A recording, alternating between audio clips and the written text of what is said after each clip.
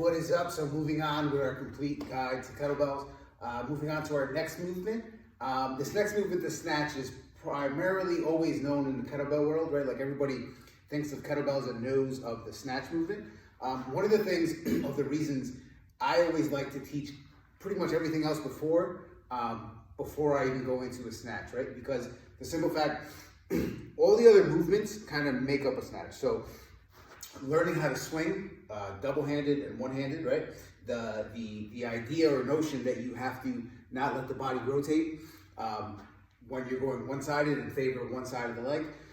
The clean, how to position the hand, where to come up. It's all part of it, because on an actual snatch, you're going to, some of the common faults are happening because somebody doesn't have actual prerequisite knowledge of getting the other movements down, right? So some of the things that I could advise is, before you even start snatching or just snatching, use swings and presses as a warm-up for the shoulder. So if you just go into snatches and your shoulder's not ready for it, probably not be a good idea, right? So use a couple swings, right? Use a couple just presses to warm up that backside and the entire shoulder girdle, and then receiving weight up top will be better off for you, right? So let's get into some common things of the snatch, some faults and some big time tips that can help you.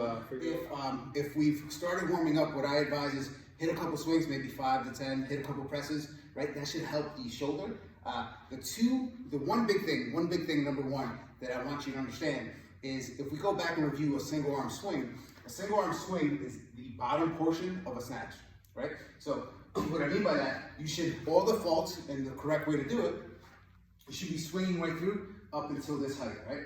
Now, from this, so phase one is from here, it's from the bottom of the, between the legs to here.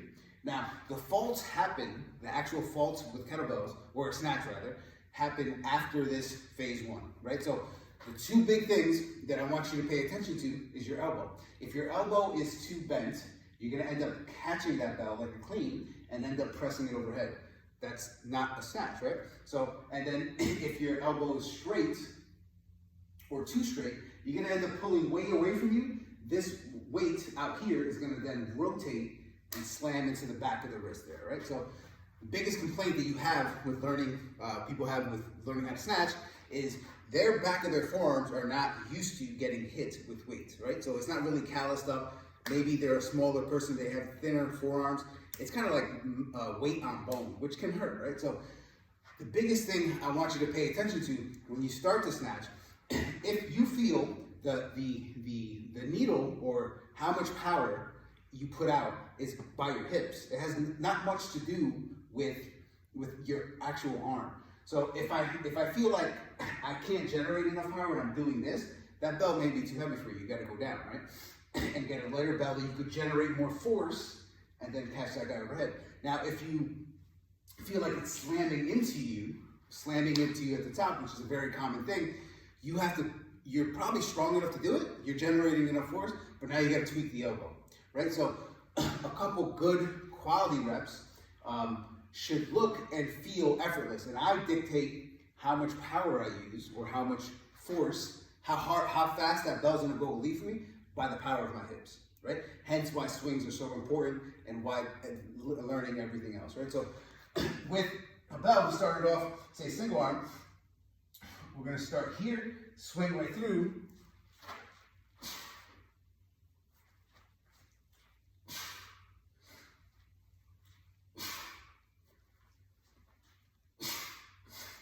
but I can control how much power is exerted out just by my hips, right? That's the biggest thing. This is 53 pounds. To be honest with you, I'm completely cold. I haven't even touched kettlebells, snatching a kettlebell in a while. But still, you get the point. If you fix those two things, right?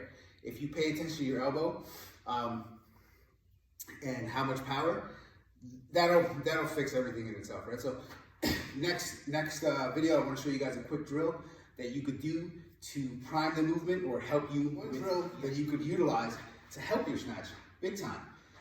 In a timing thing and understanding, like, it's like feel, go. and if I had to put that in actual words, is swing, swing, snatch.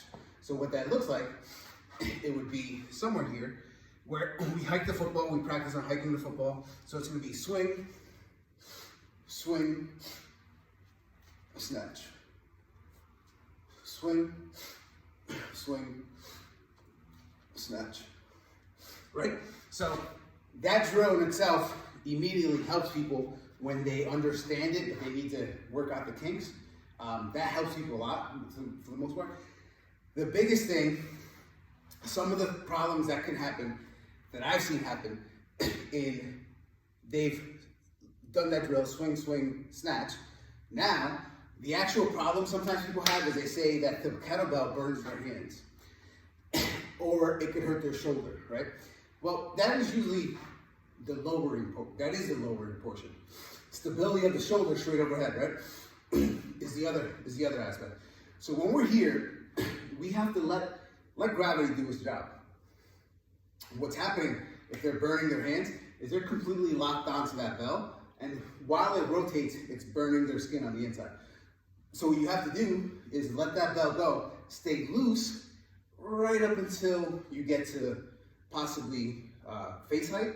Then you tighten back up, anticipating that you're gonna catch into that swing, right? So it's a timing issue. Typically, most people have a hard time with learning how to tighten and loosen, tighten and loosen, tighten and loosen. They're doing multiple things at once, and I understand they just clamp down on their hand, right? So that's a big thing. And understand the lowering portion of a snatch should just let gravity do its job. Just like I told you guys in the clean or a press rather, you're pulling it back.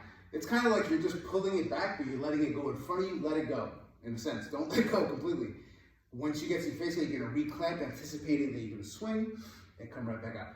The one big thing is do not let the bell go in a huge arch, right? So if you're gonna let it go close to you, elbow tucked in. Then you're gonna use that to generate force for the next, generate force into the next snatch, right? So hopefully that helped you guys out. If you guys have any questions, let me know. Coach Lou, it's over there.